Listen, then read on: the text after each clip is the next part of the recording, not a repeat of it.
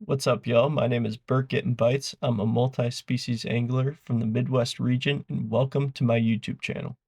Now, a majority of my time out on the water is spent fishing for wild trout in the driftless region of Wisconsin, and you'll soon see my obsession with the fish you're looking at right now, the driftless brook trout.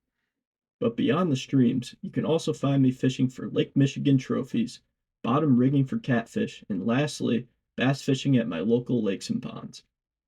As a fisherman, I'm always looking to learn new techniques and explore new water, which is exactly what I have in store for this video. So stick around as I cast some flies, lures, and bait for both wild and stock driftless trout. Now, if you've never heard of the driftless region, it's one of the most unique areas in the Midwest. During the last ice age, massive glaciers covered most of the surrounding states, but somehow this area was completely missed. Because those glaciers never flattened the landscape, the Driftless has steep hills, deep valleys, limestone bluffs, and hundreds of cold spring-fed streams. Those cold, clear creeks create perfect habitat for trout, which is why the Driftless region has become one of the best places in the country for wild brown and brook trout fishing. My goal this weekend is to catch and document each of the driftless trout species on the fly rod, all in one trip. Now let's hit the creek and let's get started. Not long after my morning commute to one of my favorite rainbow trout spots in Iowa, I stumbled upon a sizable school of rainbows and fingerling brown trout.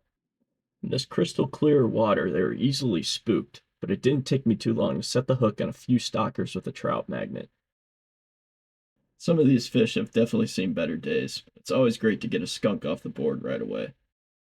Although this creek does hold wild browns, this section is a designated put and take rainbow trout fishery, but it's very accessible, so it made for a great starting point on my journey. After the sun started heating up the water a little bit, the bite heated up as well. I reeled in a few more pretty rainbows and took some time to get some good releases on the creek side. And with that, I packed it up and booked into some new territory known for its larger brown trout population. Once I made it to my next pinned access point, I began my trek towards the stream. Now, walking up the spots like these can be hit or miss. Over my short time trout fishing this region, I've noticed when the streams run a little too close to farmland, ag runoff can really contain and restrict where trout may be able to thrive, which definitely makes it tough when trying to find new spots. Luckily enough, it only took me around 10 steps upstream to find some catchable brown trout darting up to a much deeper hole, so I approached it slowly and got to casting.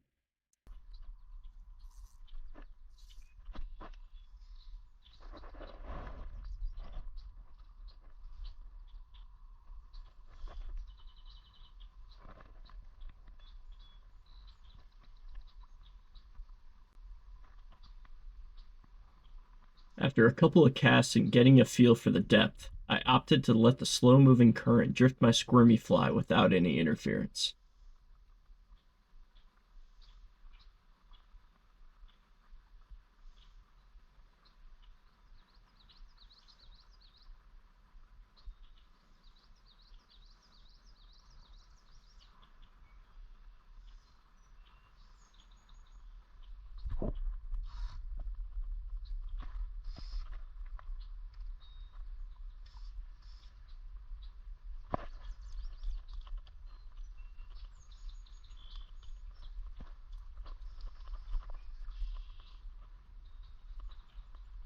That nice brown.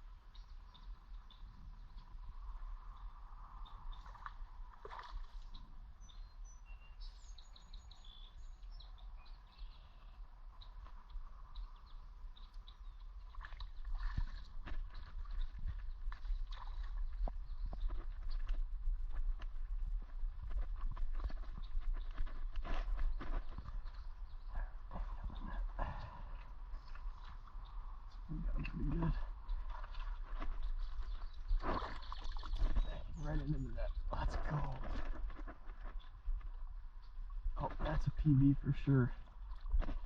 Let's go.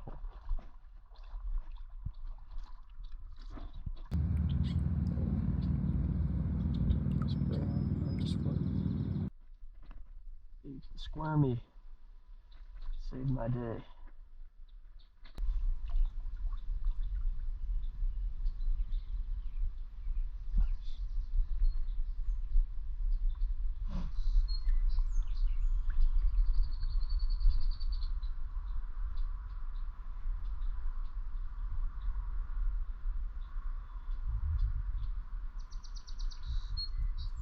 As you could probably tell, I was beyond pumped to land this 12-inch brown trout. Having some tough luck on the fly to start my day is exactly what I was on the hunt for. That being said, I was eager to see what else was in this pool, so I immediately got my fly back out there.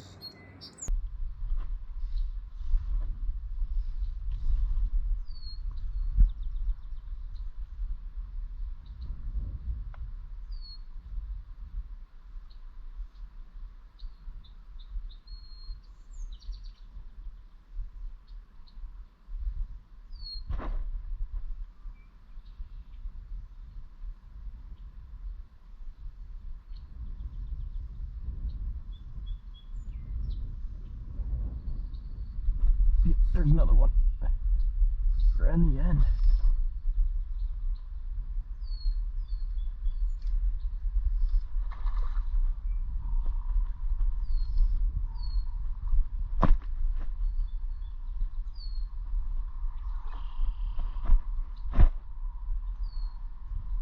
Oh, lost him. Amateur play. As you just saw, I unfortunately lost my second brown before I could get him close to the net. So I packed it up and I headed back to refuel for tomorrow. Recapping day one of my trip, I was able to check off one species on the fly, the brown trout. The weather for day two was looking just as promising, so I rolled out of bed mid-morning and headed to the stream, and I was able to knock off my first rainbow trout on the fly.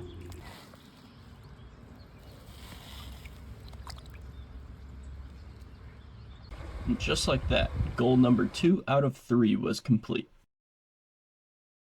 After wading upstream a bit towards a small pocket where I'd seen some trout holding yesterday, I tossed my squirmy fly out there and reeled in another personal best on the fly rod. This big male measured in at 16 inches flat, tying my best brown trout of the year on spinning gear. 16-inch brown on the fly.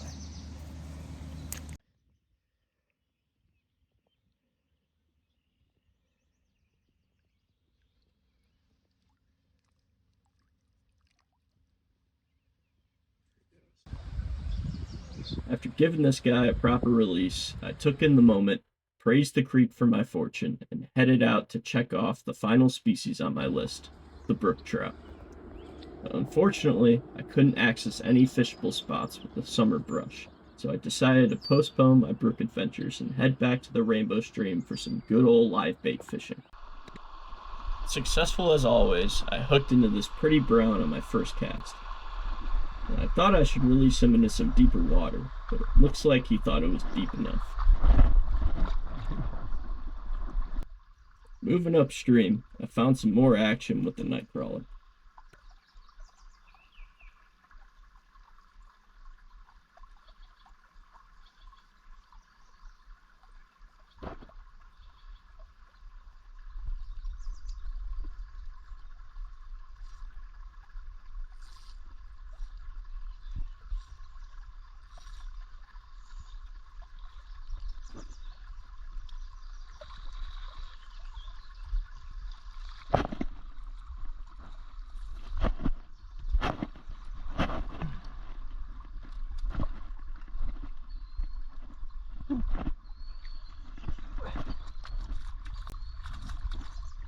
Now, I for sure enjoyed my new fly fishing journey, but nothing will ever replace my creekside ultralight combos. It's a good one.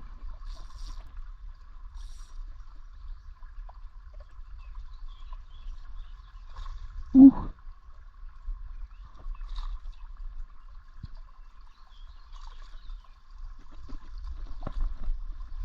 Yeah, buddy. All right.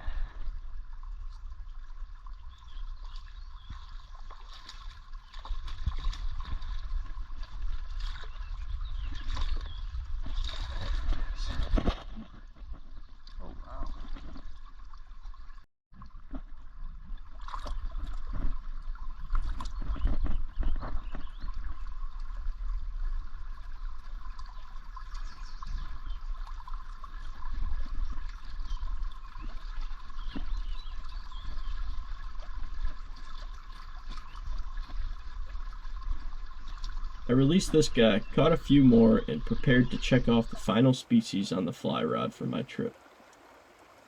I got to my brook trout honey hole, and to no surprise, I set the hook on 3 and 3 cats, all on the same squirmy I had tied on earlier.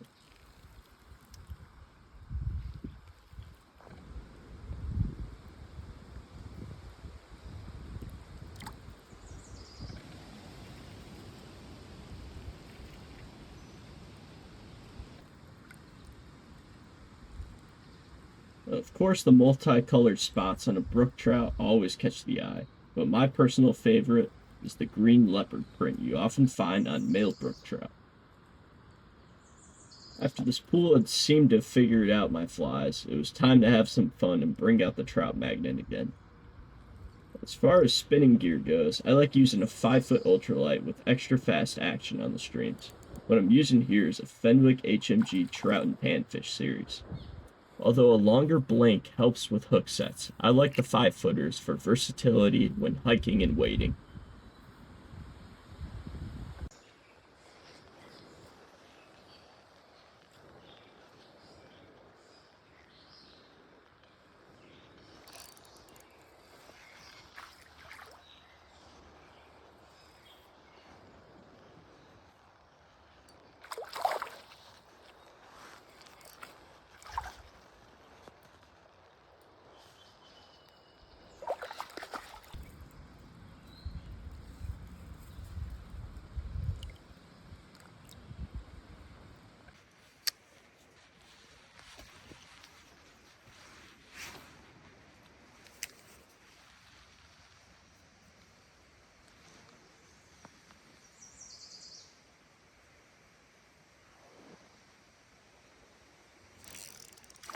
Oh yeah, it's a nice one.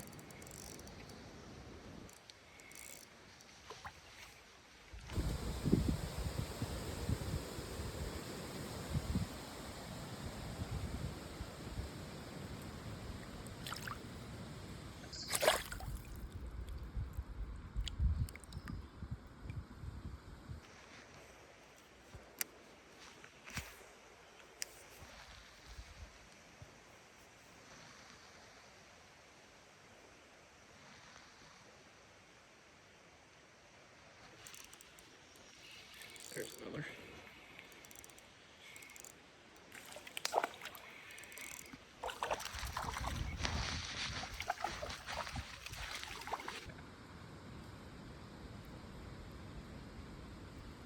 I reeled in a few more feisty brook trout, concluded my journey, and hit the road back to Illinois.